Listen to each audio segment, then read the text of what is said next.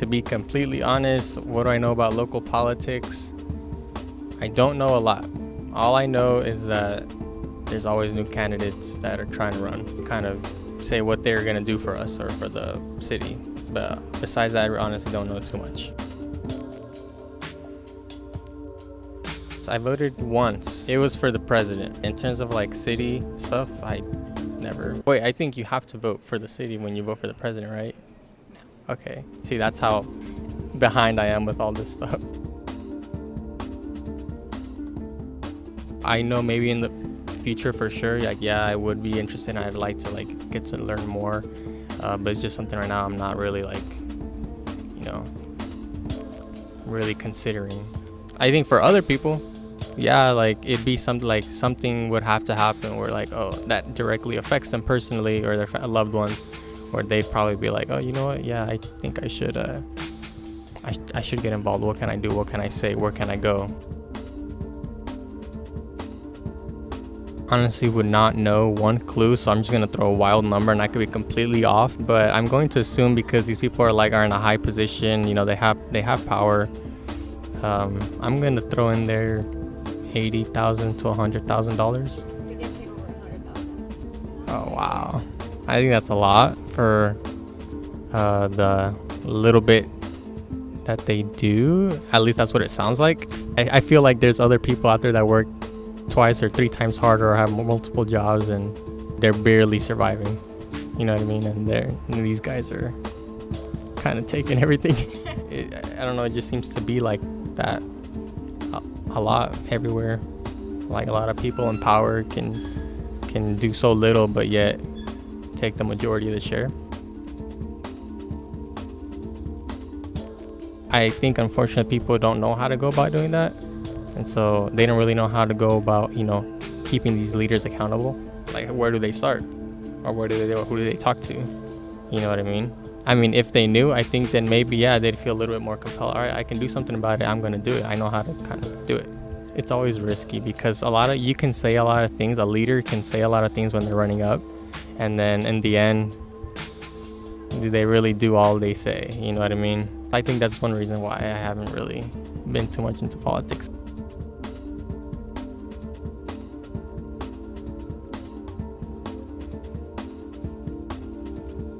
A lot of politicians, the people that are supposed to get you excited about the process, the people that are supposed to be your community leaders, they don't engage young people well. They don't know how to talk to young people. They don't care. Young people traditionally have not voted. So if you're a politician and you only have so much time to spend with certain types of people, you're going to spend the most time where you're going to be the most effective. Where you're most effective is you're dealing with the older people. You're dealing with the more rich people. I feel like they have a lot more to lose if you lose your election, right? And you're trying to appease a certain group. Appeasing young people or appealing to that, you don't see, especially on a local level, you don't see as much grassroots because it hasn't translated into wins. And that's what politicians is about. It's like, I can make a change and I want to have a message, but it only matters if I win. Now I can do things. So in order to win, you have to go to the people that are actually going to vote.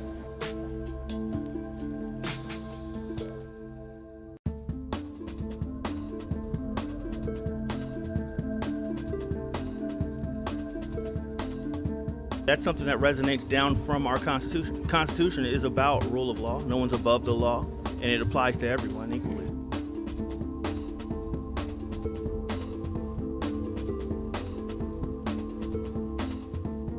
Working in a debt doesn't help in a household. First of all, you can just see it on that level as a microcosm. Why would it work when you're talking about a city or a county? Working in a debt it does limit the freedom that the constituency has to move around, to do things and to back programs and things that they want. So yeah, definitely.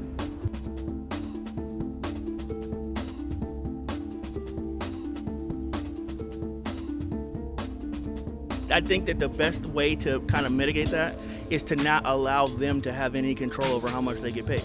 As long as there's some other group or some other check and balance in place concerning that, then that to me is fine. I mean, you said that you might feel like 150, 200 is too much. I always give people an opportunity to voice that, but you shouldn't have to voice that to the people that are getting paid that, because you already know what their answer is. You should be able to voice that to another entity, something holding them in check, and then let the people decide then what they want to pay their representatives.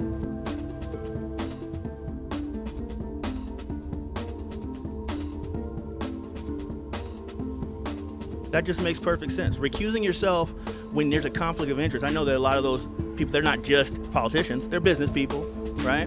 They have other interests. They might even if it's a nonprofit organization that would benefit necessarily from that. I mean, step back and allow the people to, be able to allow the people that don't have any interest in that, help decide, have the majority of the share in deciding with that. You're already doing things behind the scenes. We already know. You're already lobbying or working with whatever group you're working with, okay? That should be enough. You shouldn't also have the bully pulpit. You shouldn't also have the right to stand on some kind of platform as a politician and inform the people in a biased manner, you know what I mean, when they're trusting you. That's totally unfair. But I think it just does a disservice to the people. I would have to talk about it with my family, but I definitely, it's not out of the question. Don't necessarily know to what extent I would be, able to do that, but I'm always keeping my options open in terms of new things like that.